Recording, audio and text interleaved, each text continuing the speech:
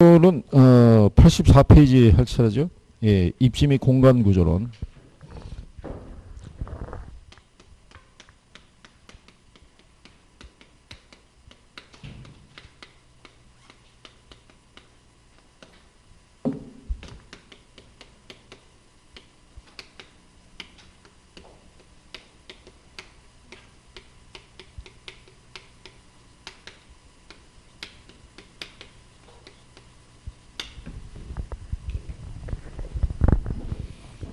자, 입지 및 공간 구조론의 시험 구성은 이렇게 세 개의 파트로 되어 있어요. 지대론하고 도시공간 구조이론하고 그 다음에 입지론하고 세 가지로 나눠져 있는데, 여기 일단 요 지대론에서는 기본적으로 지대 발생 원인은 일단 알아두셔야 돼요. 지대 발생 원인을 물어보니까. 그리고 이제 이 지대론에 들어가게 되면 전통적인 지대론이 있어요.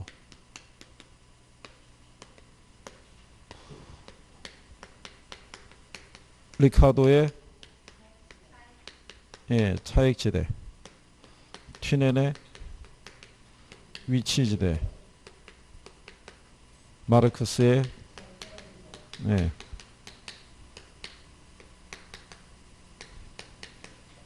이게 전통적 지대론이고요. 현대적 의미의 지대론에 들어가 있는 게 입찰지대, 그 다음에 준지대, 그죠? 그 다음에 뭐 경제지대 뭐 이런 게 있어요. 근데 요 중에서도 뭐 리카도의 차익지대 있죠. 얘하고 마르크스의 절대지대 있죠. 여기는 특히 지대 발생 원인을 물어봐요. 거기 1번 문제 있죠. 1번 지대 이론. 기억해 보면은 리카도 나오죠. 지대 발생의 원인을 물어보죠. 비옥한 토지의 희소성과 수학 체감 현상으로 설명하고 토지의 질적 차이에서 발생하는 임대료의 차이로 보았다고 해놨죠. 그 임대료라는 게 지대예요. 이게 영문상에서는 렌트인데 렌트를 우리나라에서는 지대 또는 임대료로 번역해서 쓰는 거예요. 그렇죠? 근데 2번 문제 1번을 보시면 차액지대설에서는 토지 비옥도가 지대를 결정하게 되며 수학체감의 법칙을 전제한다고 해놨죠. 그러면 조금 아까 기억에 대한 내용하고 별반 차이가 없죠. 근데 뒤에 3번을 갔더니 1번 지문에 리카도는 비옥도의 차이, 비옥한 토지량의 제한, 수학체감의 법칙의 작동을 지대 발생의 원인으로 보았다 이렇게 해놨죠. 근데 4번 문제도 1번에 보면 차액지대 나와 있죠. 위치를 중시하고 비옥도와는 무관하다 그러니까 걔는 틀린 거예요. 그 다음에 뒤로 넘어가셔서 문제 6번 있죠. 가면은 1번에 리카도는 토지 비옥도의 차이 및 비옥한 토지의 한정, 수학체감의 법칙의 작용을 지대 발생 원인으로 보았다 이렇게 명시가 돼 있어요. 그러면 지금 지대론 기출에서 지금 한 6문제 봤지만 첫 번째가 뭐가 나오는 거예요? 리카도가 나오는 거예요. 얘가 가장 기본이니까. 여기에서 이제 기초에서 출발한 거예요. 그죠? 그러니까 얘는 지대 발생 원인만 알아도 답을 맞출 수 있는 뭐 그런 부분이에요. 복잡하게 주지는 않는다. 그 다음에 리카도의 차익돼서 추가적으로 알아줄 거는 한계지에서는 지대가 성립하지 않는다라는 거. 그죠? 그거 알아두시면 되겠고, 리카도가 고전학파 경제학자죠. 그러니까 고전학파 경제학자는 지대를 뭐로 봐요? 잉여이자 불로소득으로 간주하죠. 얘를 생산비로 간주한다 그러면은 틀리는 거예요. 그죠? 그러니까 그런 내용에 대한 것들은 기본적으로 정리만 해두시더라도 답을 맞출 수가 있어요. 그죠? 그러고 난 다음에는 문제 나오는 게요. 나머지 이제 섞여요. 다 나와요. 나올 때 그 역시 특징적인 것만. 여기는 지대가 무슨 지대예요? 그러니까 위치에 따라 무슨 차이가? 이게 수송비의 차이가 나오죠. 그래서 그 수송비의 차이가 지대의 차이가 된다라고 얘기하는 거예요. 그죠? 시장으로부터 뭐가 달라지면, 위치가 달라지면 거리가 달라지잖아요. 그러면 수송비의 차이가 발생할 수 있죠. 그 제목대로예요. 뭐에 따라? 위치에 따라 지대의 크기가 달라진다는 거예요. 얘는 제목이 절대지대죠. 절대라는 의미는 뭐겠어요? 그래요. 그러니까 무조건 지대가 성립하는 거예요. 무조건. 이거는 비옥도나 위치에 관계없다는 거예요. 그러니까 남의 땅을 사용하면 무조건 지대는 지불 해야 된다 이런 논리인 거예요. 그러니까 지대가 발생하는 거는 토지 소유자가 토지를 소유하고 있다는 사실이 있죠. 이것만으로도 지대가 발생하게 되는 이유가 되는 거예요. 무슨 말인지 이해하시겠죠? 예. 그래서 1번 문제 보시면 기억은 맞는 거죠. 예. 그러면 답은 1번, 3번, 4번 중에 하나예요. 그죠? 그 다음에 니은을 봤더니 마샬은 일시적으로 토지와 유사한 성격을 가지는 생산 요소에 기속되는 소득을 준지대로 설명했다고 해놨죠. 그래서 마샬의 준지대는 단계만 성립하는 개념이라고 얘기한 거예요. 이해하시겠나요? 예. 그래서 제가 지난번에 이게 이제 현대적 의미의 지대론에서 마샬의 예, 준지대를 얘기한 거예요. 이게 준이라는 표현은 엄밀히 말하면 뒤에 게 아니라고 그랬었죠. 예, 그러니까 지대 준에서 취급하는 거예요. 지난번에 마스크를 생산하기 위한 기계가 있죠. 예. 근데 이 기계에서는 생산할 수 있는 수량이 한 1000만 장 생산할 수 있는데 갑자기 그때 마스크 수요가 급증했죠. 예, 수요가 한 3000만 장, 4000만 장 이렇게 나온 거예요. 근데 단기적으로는 이 기계 설비를 늘릴 수가 없잖아요. 그럼 단기적으로 수요에 비해서 공급이 부족하죠. 그래서 마스크 가격이 폭등하는 거예요. 그리고 마스크를 생산한 업체는 많은 이윤을 가져갈 수 있어요, 없어요? 있죠. 그런데 얘는 생산 설비잖아요. 단계는 생산량을 못 늘려도 장기적으로는 기계를 들여올 수 있어요, 없어요? 들어와서 생산이 늘어나면 더 이상 이 기계를 생산해서 발생하는 제품을 가지고는 이윤을 기대하기 어려운 거예요. 그죠?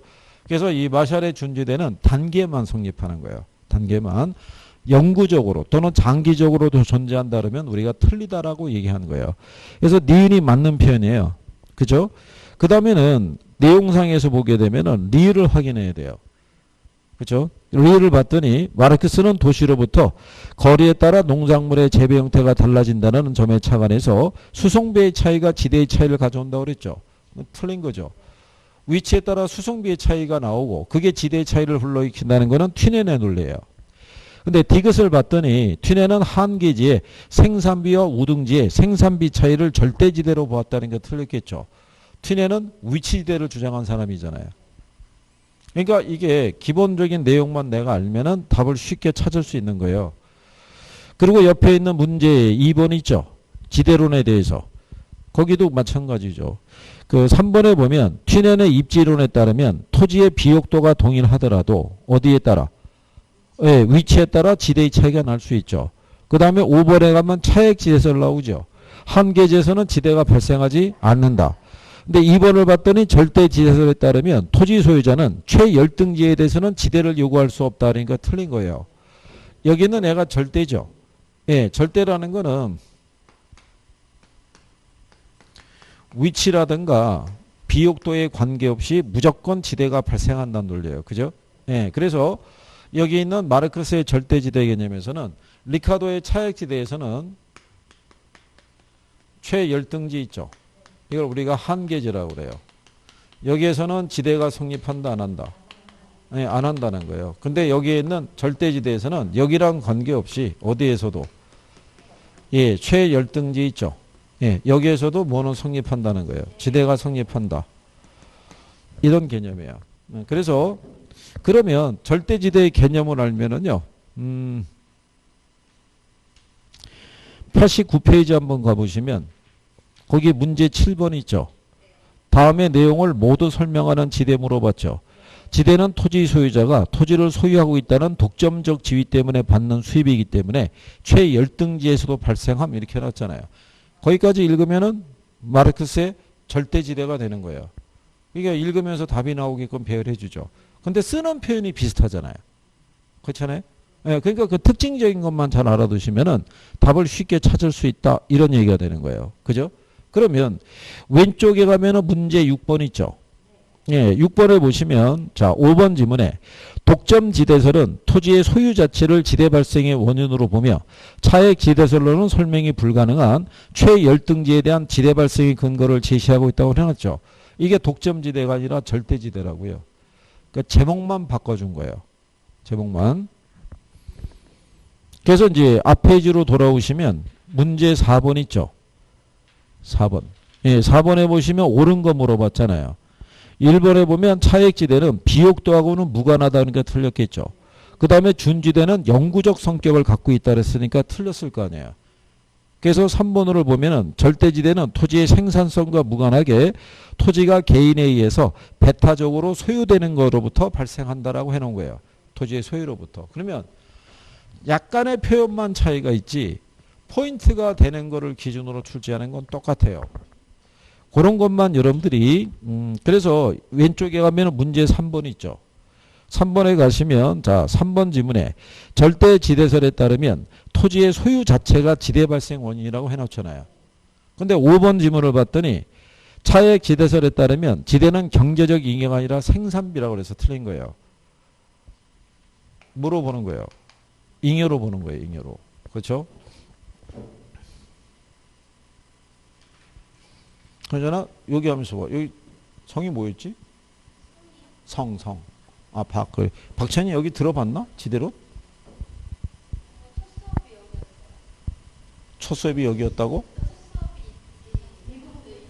아, 이 부분부터 들었다고? 듣고 난 한 번, 두 번 듣고 그 내용 정리를 했어? 무슨 말인지는 알겠어?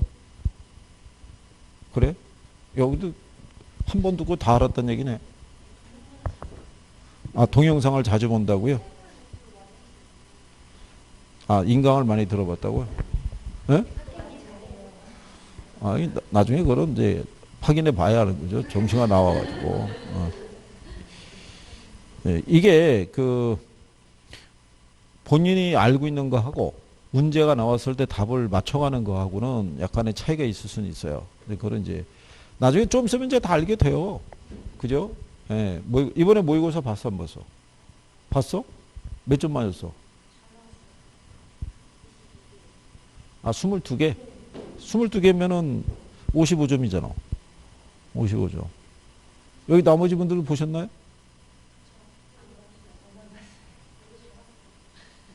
이분은 저기 6점이 넘으셨고, 예, 그거는.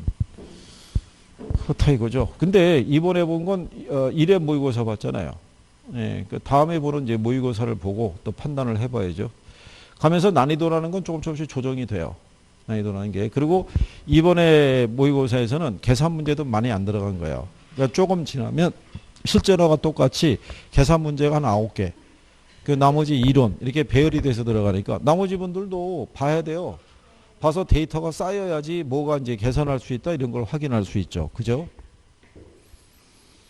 그리고 거기 요 지대론에 대해서는 요 특징적인 건 그래서 반드시 정리해 두신 게 필요하고 거기 문제 5번 있잖아요. 계산 문제. 이거는 여러분 시험에 딱 한 번 계산 문제로 나왔는데 내용이 뭐냐면 자, 쌀과 우유, 사과 세 가지 상품에 100평방미터당 연간 산출물에 시장가격, 생산비용, 교통비용을 나타냈다고 해놨죠.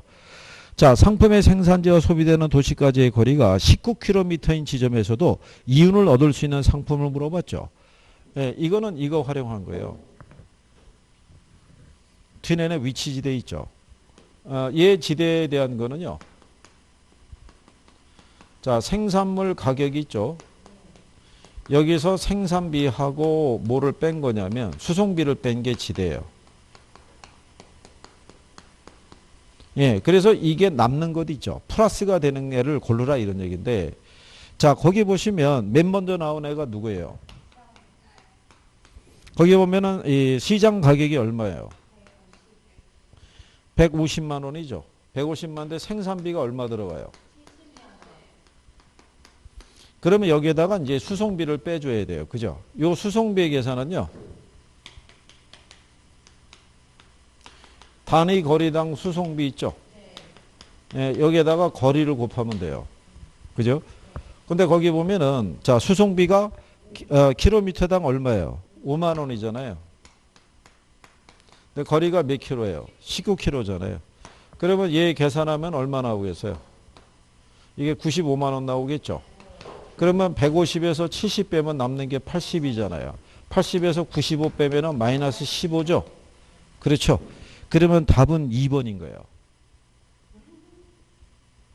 자, 2번을 제외하고는 쌀이 다 들어가 있잖아요. 어? 그러니까 쌀을 제외해갖고는 이윤을 못 얻잖아요. 그러니까 쌀이 들어가면 틀리다고요. 이윤을 얻을 수 있는 작물을 물어봤으니까. 그러니까 출제자가 의도적으로 배열을 이렇게 맞춰준 거예요. 그래서 이거를 아는 사람은 쌀을 딱 지문을 봤을 때 쌀이 들어가 있는 애들은 다 틀리다고 봐야겠죠. 그래서 답이 2번. 그죠? 그러니까 이게 이제 그 다음에는 안 나오는 거죠. 이렇게 계산하는 요령을 알았으니까. 그리고 왜 이런 식의 배열을 해주냐면 1분 안에 풀어야 되니까. 예, 그래서 계산 문제도 9개가 나오면요. 한 3문제 정도는 암산 수준으로 계산할 수 있게끔 줘요. 간단하게. 그래서 그렇게 여러분들이 보시면 되겠고요. 예.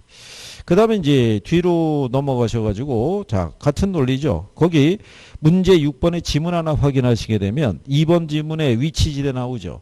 지대 함수는 중심지에서 거리가 멀어짐에 따라 지대가 점점 감소하는 함수라고 그랬죠. 그럼 왜 그러냐면 시장으로부터 거리가 멀어지게 되면 뭐가 증가해요? 교통비가 증가하니까 상대적으로 지대가 줄어드는 그런 현상으로 나타나겠죠. 그렇죠? 예. 자, 그런 내용이고요. 그 다음에 이제 현대적 의미의 지대로 해서 나오는 게 알론소에 무슨 지대가 있었어요? 입찰지대. 알론소의 입찰지대는 튀넨의 고립국 이론에 영향을 받은 거죠. 예, 그래서 기본 조건이 똑같아요. 거기 1번 지문에 튀넨의 고립국 이론을 도시공간에 적용해서 확장 발전시킨 이론이라고 해놨어요. 그래서 2번 지문에 뭐라고 해놨냐면 운송비는 도심지로부터 멀어질수록 증가하고요. 그 다음에 재화의 평균 생산 비용은 동일하다는 가정을 전제한다고 해놨죠. 이유는 튀넨이 얘기한 고립국 아시죠? 예, 이 고립국 안에 있는 모든 토지는 이게 똑같아요. 예, 비옥도가 똑같고 생산비도 동일하다는 가정이에요. 근데 지대의 차이가 나오는 거는 시장으로부터 뭐에 따라? 거리에 따라. 그죠? 그거 기억하시죠? 예, 그 논리를 그대로 도시 공간에 적용해 준 거예요. 그래서 튀넨은 여기가 만약에 시장이고요. 여기가 지대고 여기가 거리가 되면은 시장하고 거리가 가까울 때 무슨 농업이 이루어지냐면 집약적인 농업이. 멀어지면은 조방적인 농업이 이루어진다고 그랬었죠. 이거를 도시 공간에 그대로 적용한 거예요. 그래서 여기가 도심일 때요. 지대. 도심에서 제일 가까운 곳이 지대가 비싸겠죠. 그러니까 여기가 상업. 그 다음이 주거. 그 다음에 공업. 이런 식으로 토지용 유형을 설명하는 거예요. 위치에 따라 지대의 크기가 틀려지잖아요. 이건 어떤 용도를 이용해야 되는지를 다 결정을 해주는 거죠. 그래서 튀넨의 고립국 이론을 도시공간에 적용한 게 알론소의 입찰지대예요. 그죠? 근데 입찰지대라는 거는 토지 사용자가 지불할 수 있는 최고 가격이라고 그랬어요. 그죠? 그래서 토지 사용자가 지불할 수 있는 최고 가격이라고 그랬죠. 근데 3번에 보면 지대는 기업체의 정상 이윤과 투입 생산비를 지불하고 남는 잉여에 해당이 되며 토지 이용자에게는 최소 지불 용이익이라고 그랬죠. 그게 틀린 거예요. 최소가 아니라 뭐다? 최대예요. 그 이상은 지불할 수 있어요, 없어요? 그 이상은 지불할 수 없다라고 얘기하는 거예요. 그죠? 입찰지대라는 거는 각 지점의 토지 사용자들이 지불할 수 있는 최고 가격을 나타낸 거예요. 그죠? 그래서 그거를 설명하기 위해서 지난번에 우리가 수년가를 갖고 설명해 드렸어요. 기억하시나요? 그래요. 이번의 특징은 어색하면은 웃음으로 때우는군요.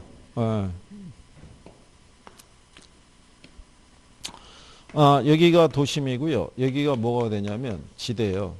근데 여기 도심에 위치한 토지는 뭐가 좋다고 그랬냐면 이게 좋다고 그랬어요.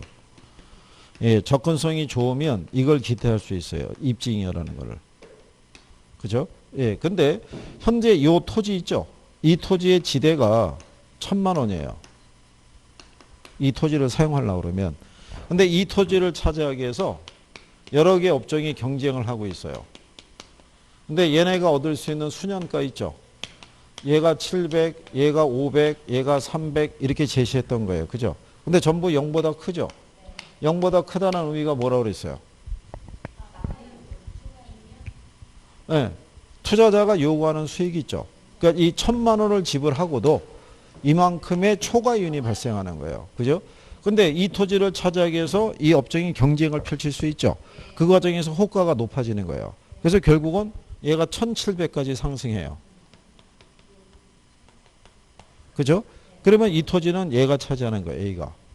A는 1,000만 원에다가 추가적으로 발생하는 이윤이 700만 원이 있죠. 여기까지는 지불하더라도 정상 이윤을 얻을 수 있어요. 근데 이 이상은 지불할 수 없는 거예요. 이 이상을 지불하면 정상 이윤도 확보가 안 되니까. 그러니까 각 지점에 토지 사용자가 지불할 수 있는 최고 가격인 거예요. 그러면 그 다음에 여기는요. 경쟁에서 1,500으로 결정이 되면 여기는 B가 들어올 수 있는 거예요.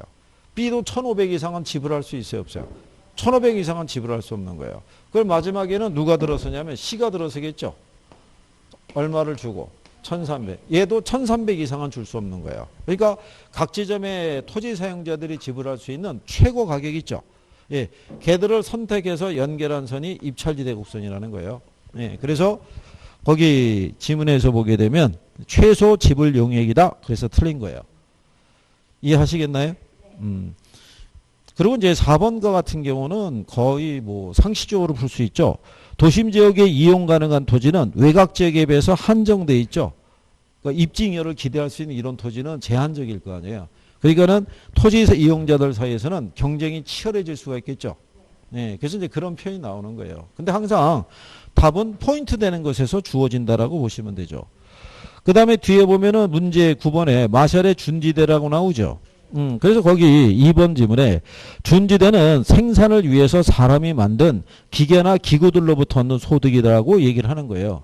근데 거기 5번을 갔더니 준지대는 토지 외의 고정 생산 요소에 귀속되는 소득으로서 다른 조건이 일정하다면 영구적으로 지대의 성격을 가지는 소득이다. 그래서 틀렸다는 얘기예요.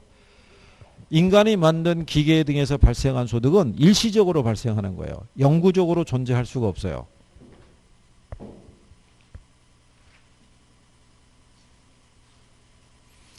그래서 이제 그런 내용들에 대한 거를 조금 인지하시면은 구별할 수 있으시죠. 예.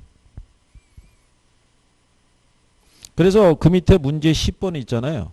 10번에 보면 틀린 거 물어봤죠. 거기 5번에 가면 마샬은 일시적으로 토지의 성격을 가지는 기계, 기구 등의 생산 요소에 대한 대가를 파레토 지대로 정의하였다 이렇게 했잖아요. 그냥 이렇게 해도 주는 거예요. 그죠? 우리가 그러면 지난번에 경제지대는 뭐를 경제지대라고 그랬어요? 경제지대는. 이게 학창시절만 같아도 나와 뭐 이런 게 되는데 여기는 뭐 그게 안 되니까. 그죠? 서로 많이 쳐다보잖아요. 그죠? 별로 뭐 위축감이 없잖아요. 그죠? 편안하게. 그렇잖아요. 그리고 물어본 선생이 뻘쭘한 거죠. 그러니까 본인이 물어보고 본인이 대답해야 되는 불상사가 생기는 거죠. 그죠? 계속 시간을 끌 수는 없으니까.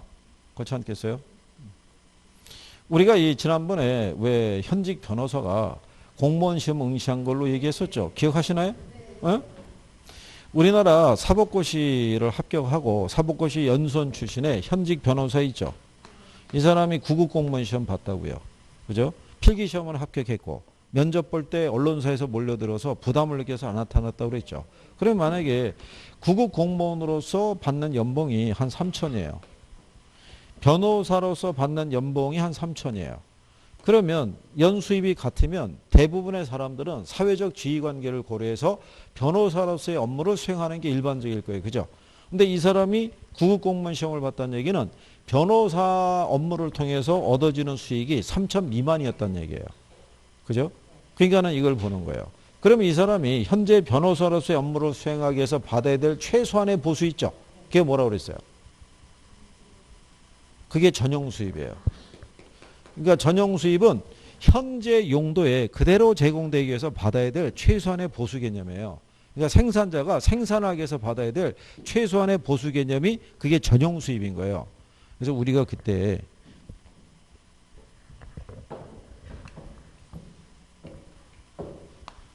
그림으로도 얘기해 드린 거예요.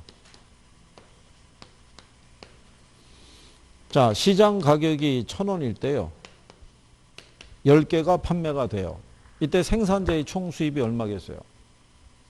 10,000원인 거예요. 그죠? 그런데 이때 생산자가 10개를 생산하기 위해서는 최소한 받아야 될 보수가 있다고 그랬죠. 그게 생산비라고요. 최소한 800원을 받으면 생산자는 정상 이윤을 확보하는 거예요. 그죠? 예. 요게 생산하기 위해서 받아야 될 최소한의 보수 개념인 이게 전용 수입이에요. 근데 시장 가격이 1,000원에 결정이 되죠. 그럼 생산자는 요 면적만큼 이윤을 얻고 있다고 생각하겠죠. 이게 경제지대라고요. 그래서 생산자의 총 수입은 전용 수입과 경제지대의 합으로 돼 있다고 그랬죠. 예. 그런데 자, 이때 경제지대 있죠. 초과 이윤이 커지기 위해서는 공급이 비탄력적일수록 커지는 거예요. 희소할수록. 그죠? 그러면 일반적인 이 연봉이 3천에도 못 미치는 변호사들도 많지만 연봉이 억대 이상을 받는 변호사도 있어요, 없어요? 있어요. 그러니까 그 사람들은 사법연수원 성적이 수석하는 사람 있죠. 예, 그 사람들은 대형 로펌에서 스카우트 해가요. 억대 연봉을 보장해주고. 그러면 그 사람들이 억대 연봉을 받을 수 있는 이유는 뭐냐면 사법연수원에 들어간 사람들이 수백 명이잖아요. 근데 그 중에 1등은 한 명밖에 없잖아요. 그렇죠? 가장 실력이 뛰어나기 때문에 높은 보수를 받는 거예요. 그러니까 희소하면 희소할수록 얻어지는 이윤이 커지겠죠. 그렇죠? 그래서 한때는 변호사라든가 의사나 이런 사람들이 지대 추구 행위라는 걸 한 거예요. 그러니까 자기들의 이윤을 지키기 위해서 다른 사람이 시장에 진입하는 거를 망가뜨리는 거죠. 그래서 한때는 서울에 의대 설립이 어려웠어요. 수도권에. 예, 의대를 설립하게 되면 의대 정원이 늘어나잖아요. 그 의사가 더 많이 배출이 될 거고. 그렇지 않겠어요?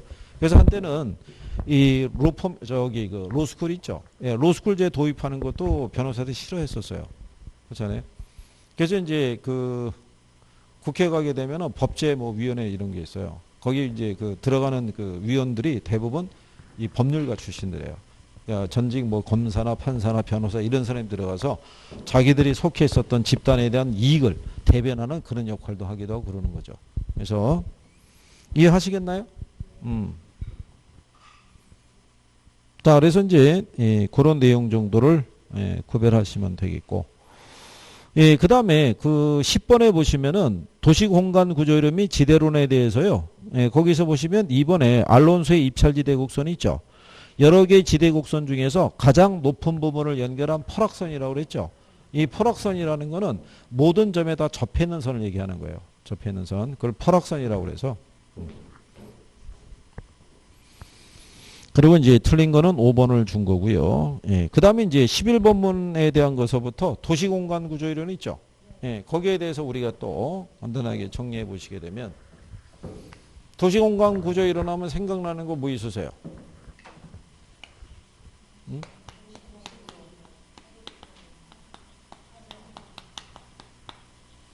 근데 그 앞에 꼭 얘가 들어가야 돼요.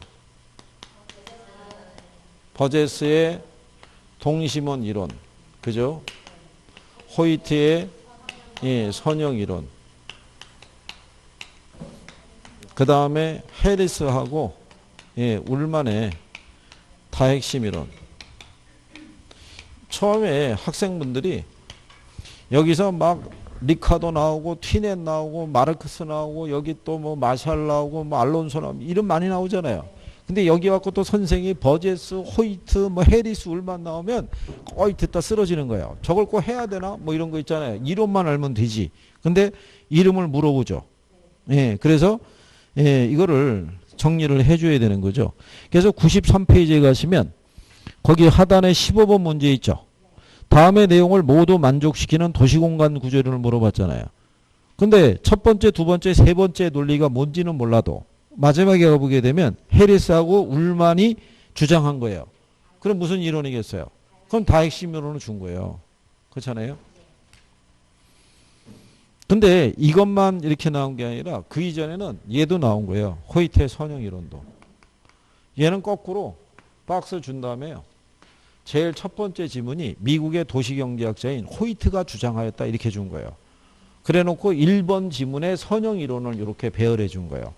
그러면 읽으면서 바로 얘가 답이다 이렇게 찍을 수 있잖아요. 그런 문제도 한 100개 줘요. 40분 안에 풀어야 되니까. 그러니까는 인식을 이렇게 해줘야 되고, 여기는 도시가 팽창하는 것 있죠. 제목대로예요. 도시는 시간이 지나면서 도시의 공간 구조는 변화를 일으키면서 이제 확장이 되겠죠. 얘는 무슨 형태로? 여기는 얘는 뭐? 얘는 다핵을 기준으로 해서. 그러니까 제목이 설명하는 거예요. 그죠? 그래서 얘는 일정한 원을 그리면서 도시가 팽창한다라고 설명해 드린 거예요. 그죠? 그래서 도심에서 외곽으로 갈수록 뭐가 개선이 돼요? 주거 환경이 좋아져요. 그래서 도시 문제가 줄어든다고 그랬었죠. 근데 다만 동심원 이론상에서는 중심 업무지구 있죠. 얘를 중심으로 해서 점유지대 있죠. 저소득층, 그 다음에 고소득층, 그 다음에 뭐가 있냐면 통근자 지대 이렇게 돼 있어요. 여기서는 얘네 위치를 물어보는 거예요. 점유지대의 위치를 출제했었고요. 그 다음에 저소득층의 주거가 고소득층의 주거보다는 도심에 가깝게 위치하고 있다는 거. 얘는 왜 도심에 가깝게 위치한다고 그랬어요? 그죠. 일자리. 왜냐하면 공장이 여기 있잖아요. 그러니까 취업의 기회를 좀 더 쉽게 얻기 위해서 여기다 주거를 정하는 그런 개념이라고 그랬어요. 그죠? 그 다음에 여기서 호이트의 선형 이론이 있죠. 얘는 도시가 팽창을 하는데 원을 그리면서 팽창하는 건 똑같은데 그게 일정한 원을 그리면서 팽창하는 게 아니라 방사형으로 확장된다는 거예요. 이게 중심 원모지구 있으면요. 얘를 기준으로 해서 이런 식으로. 그죠? 그러면은 여기 끝에 있죠. 여기에 고소득층의 주거지가 조성이 돼요. 그러면 얘네를 중심으로 요 주변에 누가? 중산층들이 여기를 둘러싸고 이렇게 주거가 정해지는 거예요. 그러면 여기도 가로가 이렇게 가다 보면은 여기에 고급 주거지구가 여기 조성이 된다고요. 그죠? 이런 식의 구조로 나타나는 게 유럽에 있는 프랑스 파리 있죠. 파리라는 도시가 이런 형식이에요. 그러니까 걔네도 중간에 가면은 뭐가 있냐면은 뭐 개선문 이런 거 있잖아요. 개선문을 중심으로 해서 뻗어가게 되면 여기에 또 하나 그래서 무슨 박물관 뭐 이런 거 있잖아요. 얘가 중심이 축이 돼서 이렇게. 그래서 요 주변에 또 주거가 들어서고 이런 식으로. 그러니까 분리가 되는 거예요. 이런 식으로. 이렇게 뻗어나가는 걸 방사형 가로구조라고 해요. 우리나라 남쪽에 가면 진해라는 도시 있죠. 걔네가 이런 방사형이에요. 그러니까 걔네는 방사형이 어떻게 되냐면 여기가 도시의 중심이잖아요. 근데 만약에 가로 구조가 이렇게 돼 있잖아요. 이렇게. 그러면 외곽에서 도심으로 들어올 때가 번거로운 거예요. 여기를 이렇게 도로를 열어주는 거예요. 이렇게. 이걸 직교 방사형이라고 그래요. 그럼 외곽에서 도심으로 어떻게 해야 돼요? 바로 들어올 수 있잖아요. 접근성이 좋아지니까 여기에 고급 주거지가 여기에 조성이 되는 거예요. 여기. 교통이 편리한 곳에. 그러니까 가격이 비싸겠죠. 그러니까 여기는 주변은 중산층이 들어주고 주거지가 이런 식으로 조성이 되어 있다고 생각하시면 돼요. 이렇게 해서 이 교통축을 중심으로 해서 방사형으로 이 도로가 이제 도시가 확장돼 나가는 게 무슨 이론이다? 선형 이론이에요. 그러면 도시가 성장할 때는 교통의 발달도 중요한 역할을 하겠죠. 더불어서 뭐도 소득의 증가도 중요한 역할을 하는 거예요. 소득이 뒷받침이 돼야지만 고급 주택지구의 주거를 정할 수 있을 거 아니에요. 그죠? 그런 내용이고요. 해리스 홀만의 다핵심 이론은 얘네들은 단핵도시라고 그랬죠. 근데 얘네만 다핵도시예요. 그럼 다핵이 생기는 원인이 중요하다고 그랬죠. 원인이 몇 가지 있었어요. 그렇군요. 여러 가지. 그래요. 가면서 대답이 점점 진화하고 있죠. 그죠? 옛날에 그냥 침묵으로 일관했는데 요즘은 뭐라도 하나 던져보는군요. 그냥 뭐 빠지지는 않겠다. 뭐 이런 얘기군요. 그래요. 자, 다핵이 발생하는 이유가 네 가지예요. 네 가지. 그죠? 일단은 특정한 시설하고 뭐를 필요로 하겠어요? 위치. 그래서 우리가 보면요. 우리나라 지도 구성을 보게 되면 이쪽이 원래 산업단지 조성이 활발했던 곳이에요. 그죠? 여기 울산이며 포항이며 이런데. 그렇잖아요. 근데 서해안 시대에 일로 왔잖아요. 이쪽에 산업단지 조성이 된 곳의 공통점은 다 항구 끼고 있는 거예요. 평택항이나 당진항이나 이런데. 그러니까 생산해서 수송하기 편리한 곳 있죠. 특정한 시설과 위치를 필요로 하는 산업 때문에 핵이 분리될 수 있다라고 얘기했어요. 그죠? 그 다음에 유사 업종 간에는 모여서 입지하는 경향이 있다고 그랬죠. 그래서 이거 설명해 드리려고 설명했던 게 대학가예요. 신촌에. 신촌에 대학가라고 명칭을 했을 때 그 지역을 가보면 대학만 있는 게 아니에요. 대학을 중심으로 주거지 있죠. 주거지도 조성이 돼 있고 그 주변에 상업적인 시설도 계속 모여드는 거예요. 그래서 하나의 타운이 형성이 되는 거예요. 그죠? 그런 식이라고 그랬고요. 그 다음에 이질 활동 간에는 입지적 비양립성이라고 그랬죠.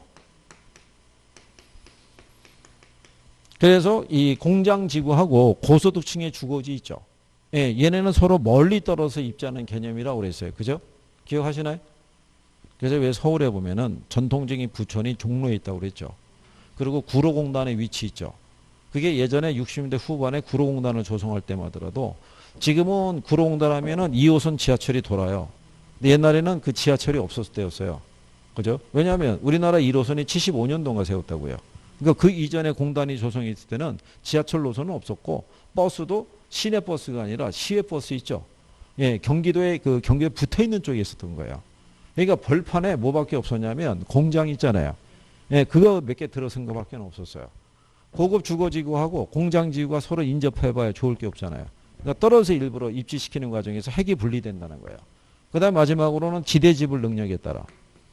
근데 이거를 출제해서 표현을 할 때는요. 어떻게도 표현을 해주냐면, 그러니까 여러분들이 거기 91페이지 가보신 문제 11번이 있죠. 예, 거기 가면은 5번에 다핵11호는 있죠. 지대를 지불하는 능력의 차이와 유사한 활동이 집중하는 성향을 도시의 다획화 요인으로 설명하고 있다. 이렇게 해놨어요. 그죠? 예, 근데 페이지를 넘겨가지고, 거기 그 92페이지 가면 문제 12번이 있죠. 예, 3번의 다핵심 이론에서는 다핵의 발생 요인으로 유사활동 간의 분산 지향성, 이질활동 간의 입지적 비양립성을 들고 있다. 그래서 이거 틀리게 준 거예요. 유사활동 간의 집중 지향성이잖아요. 그렇죠? 그리고 13번에 4번을 가게 되면 다핵심 이론은 도시에는 하나의 중심지가 아니라 몇 개의 중심지로 돼 있다. 이렇게 해놨잖아요. 이게 옆에 15번 있죠. 15번을 가게 되면 이렇게 해놓은 거예요. 자, 유사한 도시활동은 직접으로부터 발생하는 이익 때문에 집중하려는 경향이 있고 서로 다른 도시활동 중에는 직접 불이익이 발생하는 경우가 있는데 이러한 활동은 상호 분리되는 경향이 있다. 이렇게 해놨어요. 또 도시활동 중에는 교통이나 입지 측면에서 특별한 편익을 필요로 하는 기능들이 있다. 이렇게 해놨잖아요. 그러니까 이제 세 번째가 특정한 시설과 위치를 필요로 하는 산업이 있다는 거를 풀어준 거고. 무슨 말인지 이해하시겠나요? 그리고 직접 불이익이 발생하는 게 있다고 그랬죠. 그러니까 이질 활동 간에는 입지적 비양립성이 있죠. 예, 그거를 이렇게 또 풀어준 거예요. 그 다음에 첫 번째는 유사 활동 간의 집중 지향성이 있죠. 이걸 이렇게 풀어준 거예요. 그러니까 제가 볼 때는 이렇게 풀어주고 난 다음에 학생들이 이전에 나왔던 지문하고는 표현이 틀리잖아요. 그래서 혹시 헷갈려 할까봐 마지막에 해리스하고 울만이 주장했다고 결정적으로 하나를 깔아준 거예요. 그냥 그거 보고 무슨 말인지는 몰라도 다 핵심이구나 그리고 찍어준 거예요. 그죠? 그러니까 이렇게 기출해서 활용했던 지문들은 언제든지 재활용할 수 있어요. 그래서 이제 그런 거를 가지고 시험상에서 활용할 수 있다는 거죠. 그래서 거기 14번 문제 있죠. 거기도 보면 도시공간 구조의 변화를 야기하는 요인은 교통의 발달이지 소득의 증가하고는 관계가 없다 그러니까 틀렸다는 얘기죠. 호이테 선형이론에 보면은 도시가 성장할 때는 뭐가? 교통의 발달과 더불어 모두 중요하더라. 예, 소득의 증가도 중요하다라고 명시한 거죠. 그리고 거기 보시게 되면 버젯은 도시의 성장과 분화가 주요 교통망에 따라 확대되면서 나타난다니까 틀렸겠죠. 교통망에 따라 확대된다고 주장한 건 누구였어요? 그건 호이트의 선형 이론이 되는 거예요. 그리고 4번에 보면 동심원 이론에 의하면 점이지대는 고급 주택지구보다 도심으로부터 원거리에 위치한다고 해놨죠. 근데 점이지대가 훨씬 더 어디에 가깝게 있어요. 중심지에 더 가까이. 그러니까 위치를 또 물어보는 거예요. 동심원 이론상에서는. 그래서 답을 5번을 준 거예요. 다핵심 이론의 핵심 요소에는 공업, 소매, 고급 주택 등이 있고 도시 성장에 맞춰서 핵심의 수가 증가되고 특화될 수 있다라고 얘기하는 거예요. 이게 그리고 일부 교과서에 보면 오래된 도시는 단핵 도시고 새롭게 조성된 도시는 다핵 도시의 성격을 띠고 있다는데 그렇진 않아요. 여러분이 알고 있는 서울이라는 도시 있죠. 걔도 오래된 도시예요. 만들어진 지가 한 6, 700년 된 도시 아니에요. 그렇잖아요. 걔가 단핵이겠어요? 다핵이겠어요? 그냥 다핵인 거예요. 강남이 개발이 됐으니까.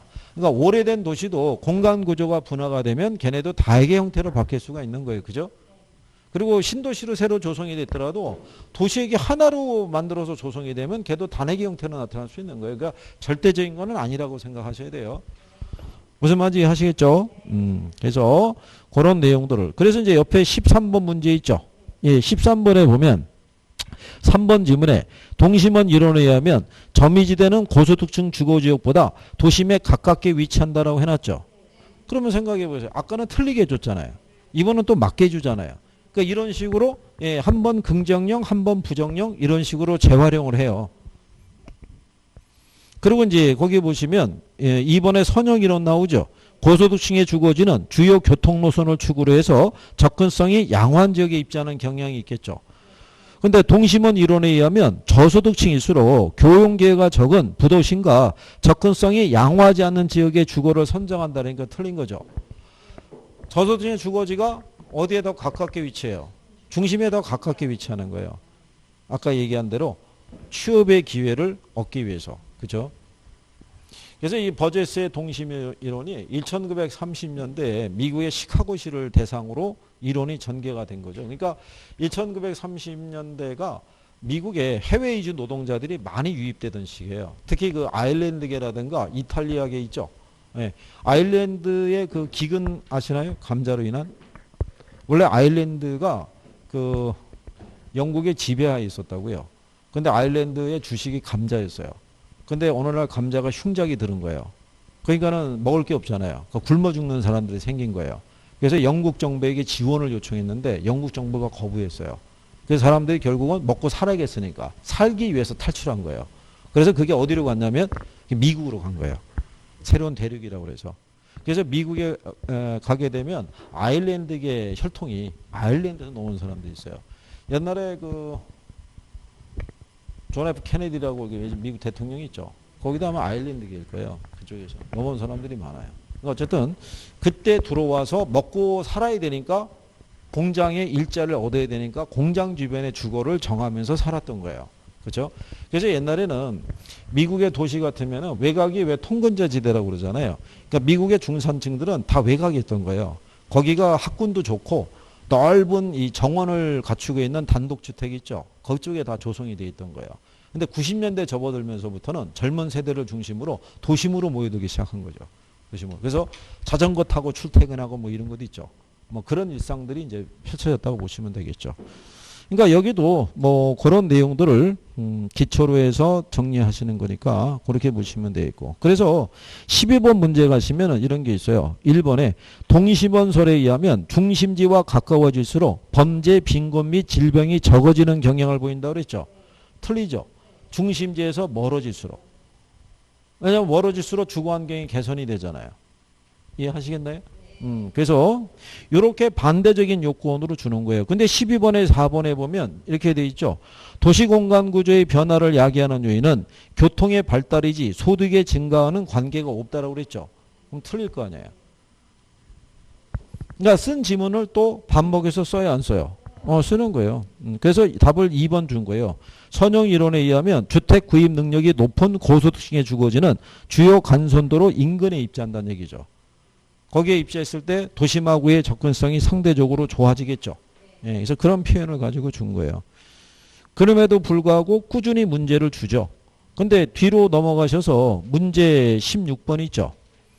16번에 가면 다음에 가로 안에 들어갈 이론 및 법칙으로 옳게 연결된 걸 물어봤어요. 그죠? 예, 거기 보시면 니은에 도시 내부 기능 지역이 침입 경쟁 천위 과정을 거쳐서 중심 업무지대 점유지대 들어오죠. 그러면 동심원 이론을 얘기를 하는 거예요. 그죠? 그러면 니은이 동심원이죠. 예, 그럼 답이 5번이에요. 나머지를 볼 거 없이. 예, 그리고 디귿에 가면은 도시 공간 구조가 교통망에 따라 확장이 돼서 부채꼴 모양으로 성장하고 이렇게 돼 있죠. 이 선자가 부채선자니까. 선형 이론. 그다음에 마지막에 도시 공간 구조는 하나의 중심이 아니라 몇 개의 분리된 중심이 점진적으로 성장하는 게 다 핵심이잖아요. 그러니까 첫 번째가 레일리의 소매인력 법칙이죠. 거기 보면은 두 개 도시의 상거래 후임력은 두 도시의 인구에 비례하고 거래 제곱에 반비례한다고 돼 있죠. 이게 뒤로 가면은 두 번이 더 나와요. 레일리의 소매인력 법칙이. 근데 하나는 맞는 거, 하나는 틀린 거로 줘서 답을 줘요. 근데 쓴 거 계속 주는 거예요. 그러니까 예를 들어서 98페이지 가보시면 하단에 문제 22번 있죠. 예, 거기 3번 지문 보시면 레일리의 소매인력 법칙에 따르면 두 개 도시의 상거래 흡인력은 두 도시의 인구에 비례하고 분기점으로부터 거래 제곱에 반비례한다니까 맞는 표현이죠. 근데 옆에 23번을 보시면 1번 지문에 틀린 거 고르라고 그랬죠.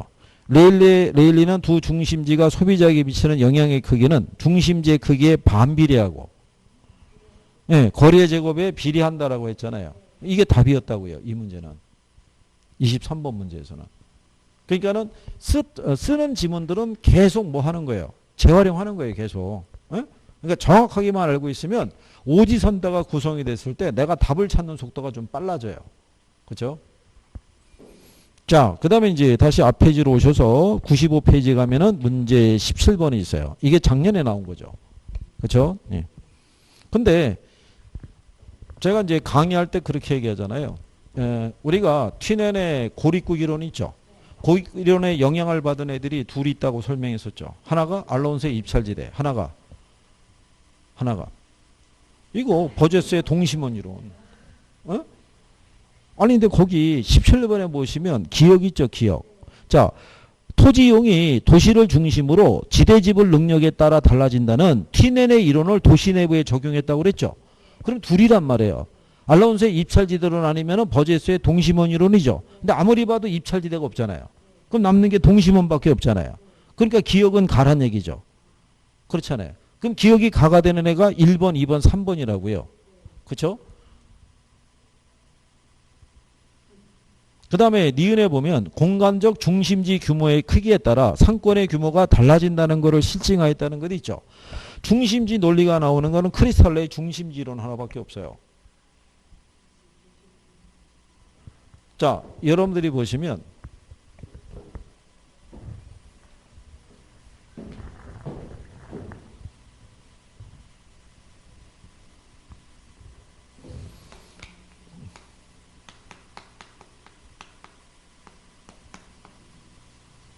이거 만약에 이렇게 돼 있다 그러면 그죠? 중심지 규모의 크기가 틀리죠. 그렇잖아요. 얘들도 나름대로의 중심지 역할을 할 수 있어요, 없어요? 역할을 할 수 있는 거예요. 근데 여기 있는 대전광역시는 여기 있는 세종시 있죠. 네, 세종시부터 여기에 조치원 있나요? 얘네들이 다 뭐로 확보할 수 있냐면 배우지로 확보할 수 있는 거예요. 그렇잖아요. 근데 세종시가 배우지로 만약에 중심지의 역할을 하기 위해서 흡수하는 배우지 있죠. 얘네들은 제한적이라고요. 규모가 크질 못해요. 얘네는 인구가 100만 정도 되기 때문에 백화점이 있잖아요. 그러니까 백화점에 관한 서비스도 제공이 돼요. 근데 여기는 인구가 50만이 못 넘어가죠. 그러니까 백화점에 관련된 서비스는 제공이 안 돼요. 그러니까 얘네가 제공할 수 있는 서비스는 제한적일 수밖에 없어요. 근데 얘네는 인구가 많으니까 크고 다양한 서비스를 제공할 수 있잖아요. 그러니까 당연히 얘네 배우지의 크기 훨씬 크죠. 무슨 말인지 아시겠나요? 그러니까 중심지의 크기에 따라 상권의 규모가 달라지는 거예요. 중심지가 크면 클수록 얘네가 제공하는 서비스가 도달할 수 있는 상권의 범위는 더 커진다고 보시면 돼요. 그리고 이제 특정한 점포가 최대 이익을 얻을 수 있는 매출액을 확보하기 위해서는 어떤 장소에 입지해야 되느냐를 물어본 것 있죠. 그게 넬슨의 소매 입지론이라는 거예요. 그래서 넬슨이 가장 강조한 게 뭐였냐면 양립성이라는 거예요. 양립성이라는 게 어떤 의미인지는 알고 있죠?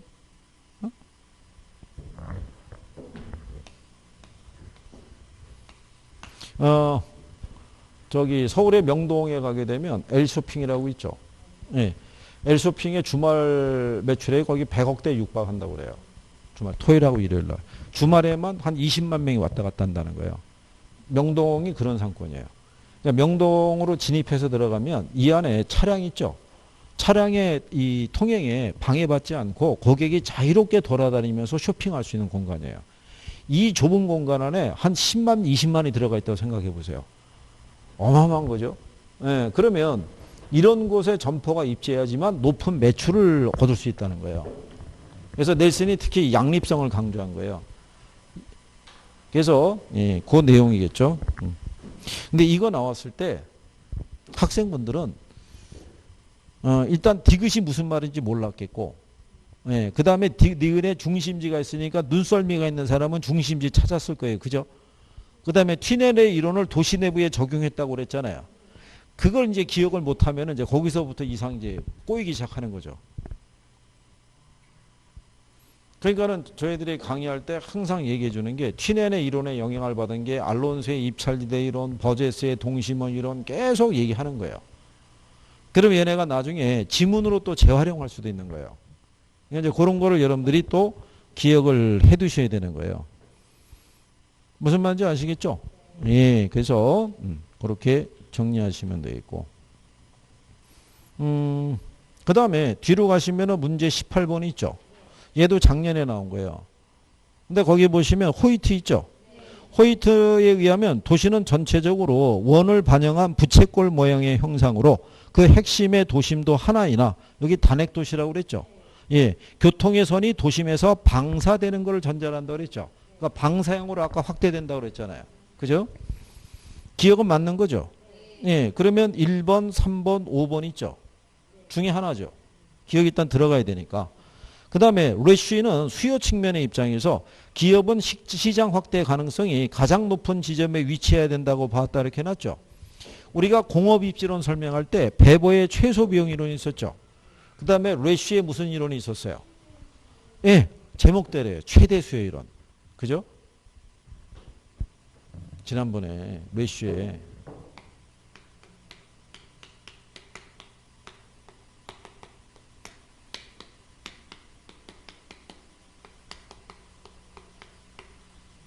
이게 최대 수요율이니까 지난번에 이렇게 해드렸다고요. 기업에서 이윤을 올릴 수 있는 거는 총 수익에서 총 비용을 빼서 얻을 수 있는데 얘네 논리는 뭐냐면 이게 일정하다고요. 그래서 이 수익이 커지기 위해서는 이게 확대돼야 된다고 얘기한 거예요. 상품의 판매 수량이. 그러니까 상품이 가장 판매될 수 있는 가능성이 높은 곳 있죠.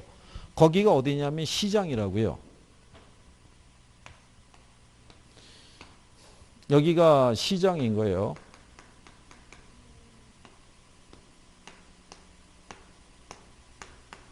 이렇게 돼 있을 때 O하고 P 있죠. 이게 제품의 판매 가격이에요. 여기 P하고 Q 있죠. 이 Q가 뭐냐면 판매량이에요. 근데 만약에 공장이 시장에 입지하죠. 그러면 판매 가격에 뭐가 반영이 안 되냐면 이 수송비가 반영이 안 된다고요. 그러니까 제품의 판매 가격이 제일 싼 거예요. 예, 가격이 제일 쌀 때, 즉 얘가 1,000원일 때 얘가 5,000개 팔리는 거예요. 근데 시장으로부터 거리가 멀어지면은 판매 가격에 뭐가? 수송비가 플러스가 되는 거예요. 그러면 1,200원이 되죠. 그러면 판매량이 어떻게 돼요? 줄어든다고요. 그러면 가장 수요가 많은 곳이 어디겠어요? 시장의 중심지가 된다고요. 그래서 여기서 이거를 이렇게 해서 돌리잖아요. 그럼 이게 수요 원추형 모델이 나오는 거예요. 요게 이 기업의 재화의 도달거리가 되는 그런 개념이에요. 그림은 당연히 안 나오죠. 그렇죠? 그리고 또 한 가지 알아두실 거는 얘가 공업 입지론에서 소개가 되고 있잖아요. 예, 근데 이 사람은 상업 입지를 주장한 사람이에요.